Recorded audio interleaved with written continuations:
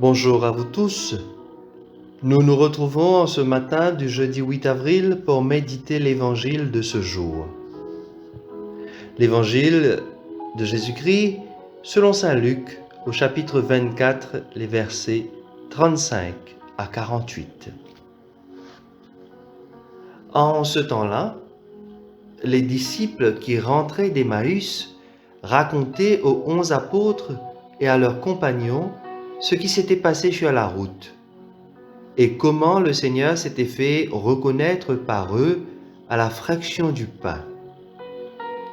Comme il parlait encore, lui-même fut présent au milieu d'eux.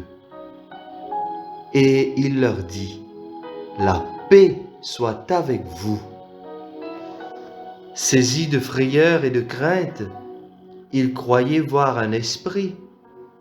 Jésus leur dit, « Pourquoi êtes-vous bouleversés ? Et pourquoi ces pensées qui surgissent dans votre cœur? Voyez mes mains et mes pieds, c'est bien moi. Touchez-moi, regardez. Un esprit n'a pas de chair ni d'os, comme vous constatez que j'en ai. » Après cette parole, il leur montra ses mains et ses pieds. Dans leur joie, ils n'osaient pas encore y croire et restaient saisis d'étonnement. Jésus leur dit, « Avez-vous quelque chose à manger ?» Ils lui présentèrent une part de poisson grillé, qu'il prit et mangea devant eux. Puis il leur déclara, « Voici les paroles que je vous ai dites quand j'étais encore avec vous. Il faut que s'accomplisse tout ce qui a été écrit à mon sujet dans la loi de Moïse, les prophètes et les psaumes. » Alors il ouvrit leur intelligence à la compréhension des Écritures.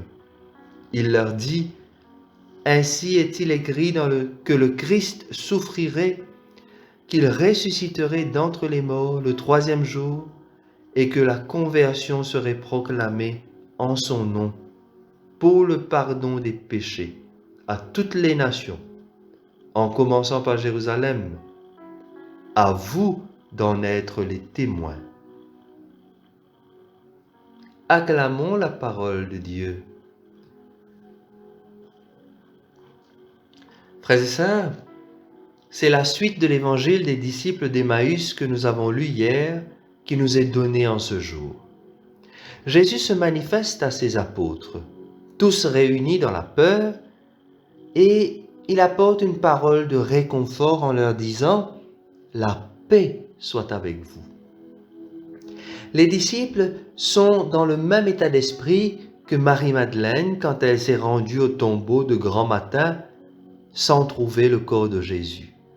Ce sont les mêmes sentiments qui les habitent, tout comme les disciples d'Emmaüs. De plus, ils ne sont pas sûrs de ce qu'ils voient.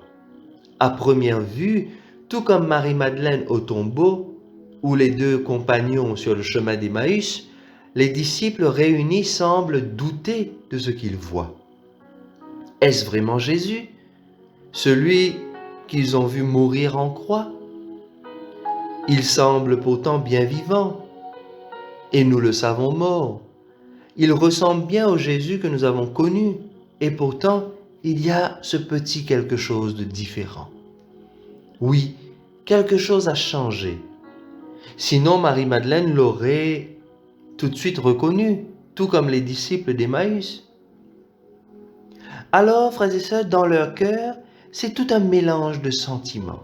Il y a la peur, l'angoisse, le doute, la crainte. Les disciples sont un peu comme nous parfois, quand dans nos cœurs les sentiments sont tellement mélangés au point que nous nous sentions perdus complètement. Il nous suffit de penser à tout ce que nous vivons actuellement avec la Covid. Incertitude face à l'avenir, peur de la maladie, angoisse face aux pertes d'emploi, les mariages que l'on doit repousser, certains même pour la deuxième fois, et même les ordinations. Oui, les sentiments sont bien mélangés dans notre cœur. Mais c'est bien au milieu de tout cela que Jésus se montre à ses disciples ce matin en leur disant la paix soit avec vous. C'est, frères et sœurs, le bien le plus précieux que le ressuscité puisse apporter à ses amis. Quand Marie-Madeleine retrouve la paix, elle est capable de courir annoncer aux autres disciples que le Seigneur est vivant. Quand les deux compagnons sur le chemin d'Emmaüs retrouvent la paix du cœur, ils reprennent la route immédiatement pour annoncer cette bonne nouvelle aux autres. Et quand les disciples comprennent que c'est le même Jésus qui a souffert la passion et la mort et qui est ressuscité, la paix habite leur cœur. Et Jésus leur dit à la fin de l'évangile de ce jour, à vous d'en être les témoins de cette bonne nouvelle. Frères et sœurs, vous remarquerez que les situations autour n'ont pas vraiment changé après la mort de Jésus. Les Juifs subissent toujours la domination romaine, ils sont oppressés, ils continuent à vivre sous le joug des lois et des préceptes imposés par les grands prêtres, par les pharisiens, par la religion. Et pourtant, une chose a bel et bien changé. Ils ont la paix du cœur. Même si les conditions de vie sont les mêmes, et peut-être pire même, leur regard à eux a changé. Notre évêque, le cardinal Piat, nous dit toujours « Le monde change quand le cœur de l'homme change ». Eh bien, c'est justement cette bénédiction qu'apporte Jésus à ses disciples ce matin en leur disant « La paix soit avec vous ». Et rappelez-vous, frères et sœurs, que pour Dieu, dire et faire, c'est pratiquement la même chose. Quand Dieu dit, Dieu fait.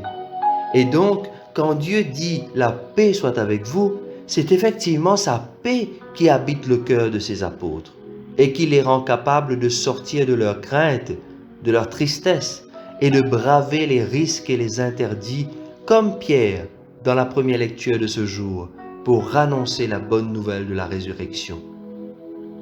Frères et sœurs, à chaque messe, le célébrant nous dit « Le Seigneur soit avec vous » en 4 fois. Et au moment de la paix, on nous redit que la paix du Seigneur soit toujours avec nous. Est-ce que nous prenons conscience de la profondeur de ces paroles, que le Seigneur est vraiment avec nous? Ou bien répondons-nous simplement de manière automatique et avec votre esprit? C'est l'occasion en cette journée, frères et sœurs, de nous pencher sur ces paroles durant cette journée. Le Seigneur soit avec vous. Amen. À vous toutes et à vous tous, je vous souhaite une très belle et sainte journée.